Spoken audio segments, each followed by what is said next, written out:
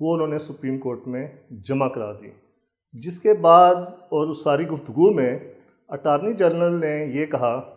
کہ حکومت ہر طرح کی سہولت دینے کے لیے تیار ہے اور حکومت بھی خوشگوار موڈ میں نظر آئی۔ یہ تو بڑی تیزی کے ساتھ ڈیولپمنٹ ہو رہی ہیں، تو اس کا مطلب ہے کہ جو اندر خانے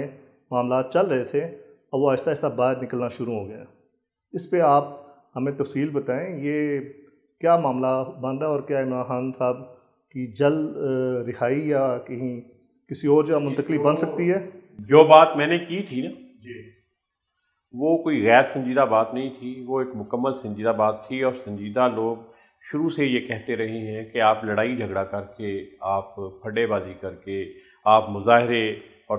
اس طرح کی صورتحال پیدا کر کے اور سوشل میڈیا پہ آپ اس طرح کی کیمپینز چلا کے تو دباؤ پہ نہیں لا سکتے۔ حکومت ہوتی ہے، اسٹیبلشمنٹ ہوتی ہے، کیسی بھی ہو وہ بہت طاقتور ہوتی ہے۔